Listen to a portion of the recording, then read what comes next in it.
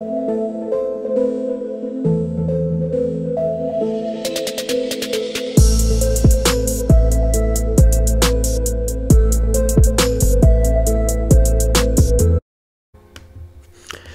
à tous, j'espère que vous allez bien. On se retrouve aujourd'hui pour une nouvelle vidéo. Dans cette vidéo, on va parler du match entre le FC Barcelone et la Real Sociedad qui aura lieu ce week-end. Le Barça qui est revenu quand même très en forme depuis le mois de janvier, qui est aujourd'hui deuxième du classement de Liga, juste derrière l'Atlético à 4 points seulement. Mais attention, on n'a que 2 points d'avance sur le Real Madrid et il ne faut pas non plus oublier le FC Séville. On n'a que 5 points d'avance sur le FC Séville qui, en cas de victoire ces prochaines semaines, notamment contre le Real Madrid, eh bien, il pourrait revenir quand même lutter pour, pourquoi pas, gagner la Liga, même si pour Séville, ça me paraît quand même plutôt compliqué. En tout cas, on va avoir une fin de championnat super intéressante. Alors, pour en revenir à la Real Sociedad. Alors, vous le savez, la Real Sociedad, ces derniers temps, c'est plutôt irrégulier. La semaine dernière, ils ont perdu, comme par exemple contre Grenade 1-0, mais ils ont gagné contre Levante. Ils ont fait match nul contre le Real Madrid 1-1 début mars. Ils ont également été éliminés en Europa League contre Manchester United après un match aller où ils prennent 4-0. Mais globalement, en Liga, ils ont des bons résultats. Match nul à Villarreal, grosse victoire à Cadiz et victoire à Getafe. Franchement, même s'il y a eu un gros trou d'air au mois de janvier, eh bien, la Real Sociedad est plutôt bien revenue.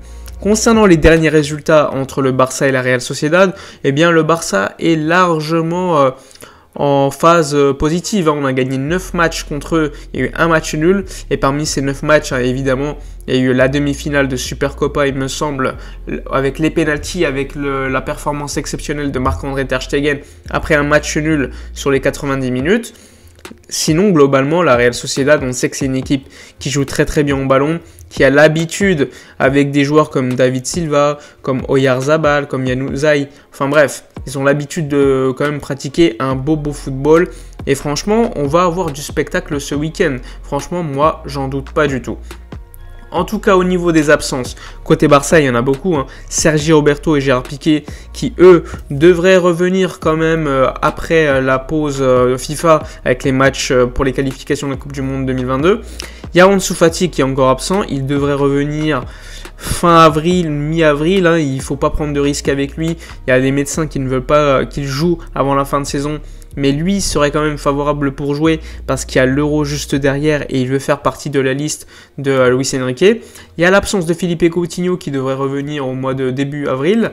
Et évidemment, comme d'habitude, le Barça depuis le début de saison est touché par les blessures. De l'autre côté, la Real Sociedad, il n'y a pas de blessés. Il y a Lucas Sangali, mais globalement, pas de blessés. Alors que lors des derniers matchs, il y avait par exemple Oyarzabal qui n'était pas présent contre le Barça.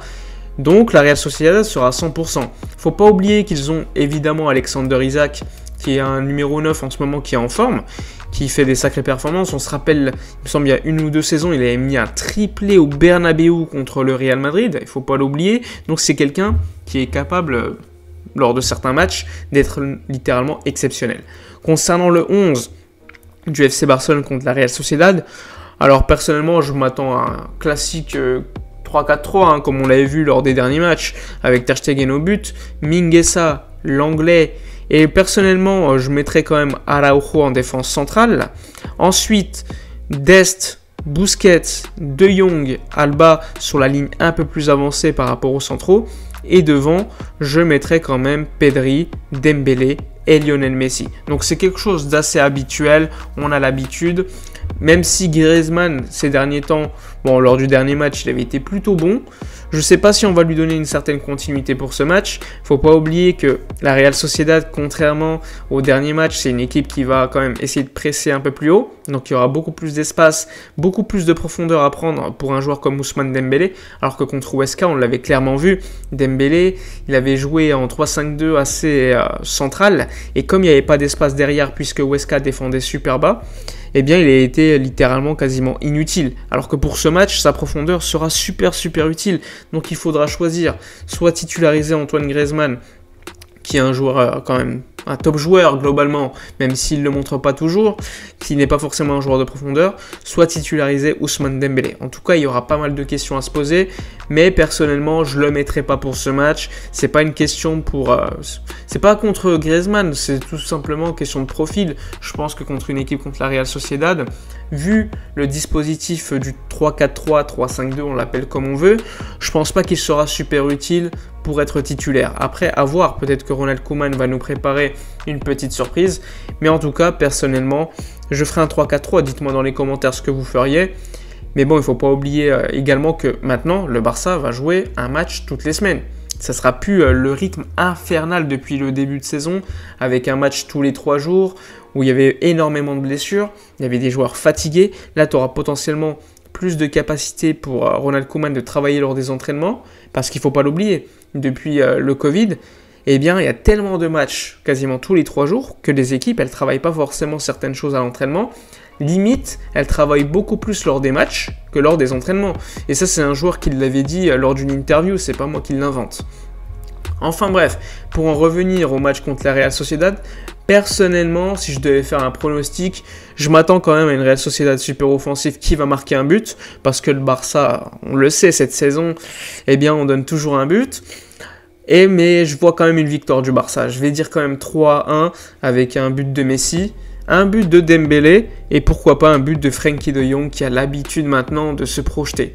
Ensuite, en sortie de banc, on pourrait voir comme des joueurs comme Ilaix Moriba, qui a quand même pris pas mal de temps de jeu à des joueurs comme Pjanic qu'on voit quasiment plus, comme Riqui Puig également. Là, je pense que c'est une question de profil. On le sait, Frenkie de Jong, lors du dernier match contre Huesca, il avait ressenti une petite douleur. Finalement, il n'était pas sorti. C'est pour ça qu'on avait vu Ilaix Moriba s'échauffer lors des 30 premières minutes contre Huesca. Finalement, il était resté, donc pas de problème. Mais c'est une question de profil. De Jong, c'est quelqu'un qui se projette énormément.